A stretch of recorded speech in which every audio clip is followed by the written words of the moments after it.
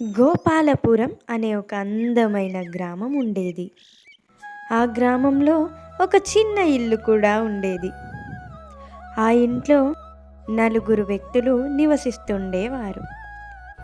గోపాలం, అతని భార్య పొలం పనులు చేసుకుంటూ జీవనం సాగిస్తుండేవారు.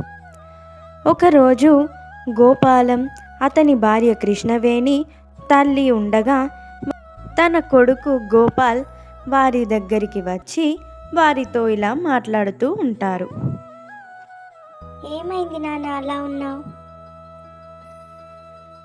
అవును గోపాల్, ఎందుకు నువ్వు అలా ఉన్నావు? ఏమైంది నాకు చెప్పు. ఏమైందో చెప్పమంటే ఎందుకు అలా ఉన్నావురా? చెప్పు, ఏమైంది? నానమ్మ, ఈరోజు కృష్ణాష్టమి కదా, సాయంత్రం గుడి దగ్గర అందరూ ఉట్టి కొడతారు. నేను కూడా అందులో పాల్గొనాలనుకుంటున్నాను. మీరు నాకు పర్మిషన్ ఇవ్వండి నానమ్మ. మేము ఇందుకు ఒప్పుకోము అని అనగానే గోపాల్ అక్కడి నుంచి ఏడ్చుకుంటూ గుడి దగ్గరికి బయలుదేరుతూ ఉంటాడు. అలా గుడి దగ్గరికి బయలుదేరి అక్కడ ఉన్న కృష్ణుడితో తన మొర చెప్పుకుంటూ ఉంటాడు. కృష్ణుడు కూడా చాలా బాధపడిపోయి గోపాలం దగ్గరికి రావాలని ప్రయత్నిస్తాడు.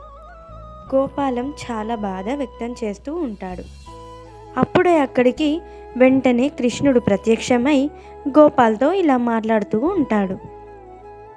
నాయనా గోపాల్, నీకు వచ్చిన కష్టం నాకు తెలిసింది.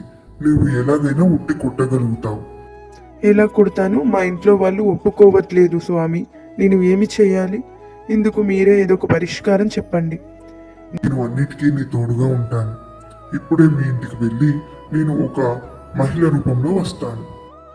సరే స్వామి, ఇప్పుడే వెళ్దాం పదండి అని అనగానే అమాయకమైన గోపాల్ కృష్ణుణ్ణి వెంట పెట్టుకొని తన ఇంటికి తీసుకొని వెళ్తారు. తన ఇంటికి వెళ్ళగానే కృష్ణుడు మహిళ రూపంగా మారి తన తల్లిదండ్రులతో ఇలా మాట్లాడుతూ ఉంటారు.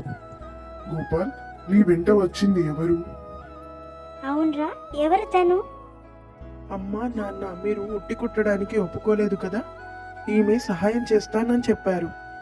అవును, నేను గోపాల్కి సహాయం చేస్తాను. తనకి కావలసిన అవసరాలను కూడా చూసుకుంటాను. మీరు ఏమీ బాధపడకండి, నేను చూసుకుంటాను తల్లిలాగా. సరే గోపాల్, ఇక నీ ఇష్టం. జాగ్రత్తగా వెళ్ళు. నేనొక్కడనే కాదు, మీరు కూడా అక్కడికి రావాలి. ఖచ్చితంగా రావాలి, లేకపోతే నాకు నచ్చదు.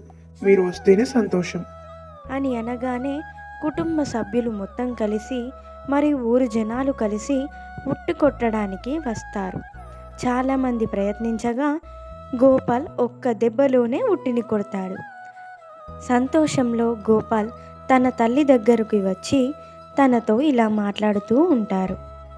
అమ్మా, నేను సాధించాను. ఉట్టి కూడా కొట్టాను. చూశారు కదా మీరు. నేను ముందే చెప్పాను కదా గోపాల్, నీవు ఉట్టి కొడతావని. నీవు నీకే ధైర్యంగా ఉండు, ఎవరి మీద ఆధారపడకు అని అనగానే అందరూ సంతోషపడతారు.